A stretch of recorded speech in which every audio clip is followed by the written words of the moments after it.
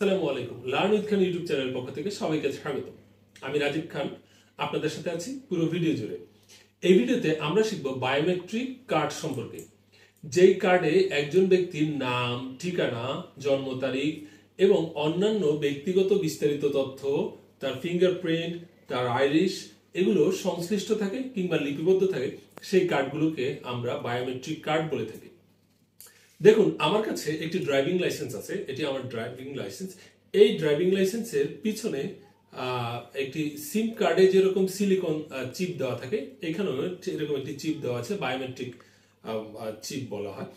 এইটি biometric card. আসুন, এটি একটি এটিএম কার্ড। এইখানেও দেখেন একই রকমের সিলিকন চিপ দেওয়া আছে। এইখানে এই কার্ডে কার্ড হোল্ডারের বিস্তারিত তথ্য লিপিবদ্ধ আছে। এটি হচ্ছে আমাদের বহুল প্রচলিত এনআইডি বা ন্যাশনাল আইডেন্টিটি কার্ড বা জাতীয় পরিচয়পত্র।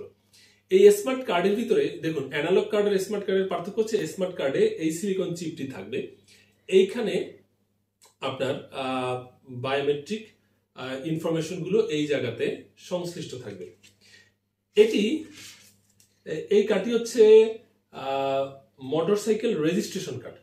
অর্থাৎ আমরা যে গাড়ি মোটরযান ব্যবহার করি, সেক্ষেত্রে দুটো কার্ড আমাদের কাছে থাকে। একটি হচ্ছে চালক হিসাবে ড্রাইভিং লাইসেন্স, আরেকটি হচ্ছে গাড়ির রেজিস্ট্রেশন কার্ড। এই রেজিস্ট্রেশন কার্ডেও দেখুন, কার্ডের ঠিক পিছন দিকে এই সিলিকন চিপ দেওয়া আছে। এটিও একটি বায়োমেট্রিক কার্ড। এটি একটি ব্যাংকের এটিএম কার্ড। এইখানে দেখুন, এইখানেও একই রকম ভাবে কার্ড হোল্ডার বা অ্যাকাউন্ট হোল্ডারের বিস্তারিত তথ্য এই অংশটিতে লিপিবদ্ধ থাকে। এটি একটি সিলিকন চিপ।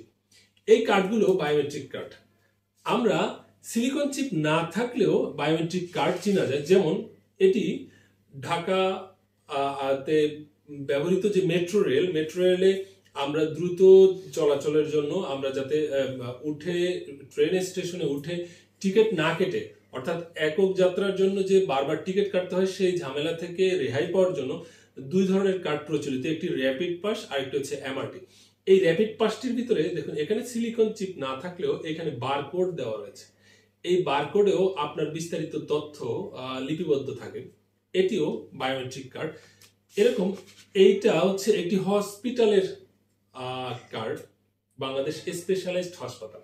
এই কার্ডটির ভিতর দেখুন, এখানে বারকোড দেওয়া আছে। এখানে ইনফরমেশন থাকবে, এই কার্ড হোল্ডারের নাম, ঠিকানা এবং বিস্তারিত ফোন নাম্বার এবং অন্যান্য যে সকল তথ্য সবকিছু এই কার্ডে সংশ্লিষ্ট থাকবে এবং এই বারকোড স্ক্যান করলে তথ্যগুলো চলে আসে। এটিও বায়োমেট্রিক কার্ড। এটি আমার ইউনিভার্সিটির একটি কার্ড, লাইব্রেরি কার্ড, ঢাকা বিশ্ববিদ্যালয়ের। এই কার্ডেও দেখুন, এইখানে বারকোড দেওয়া রয়েছে। এগুলো বায়োমেট্রিক কার্ড।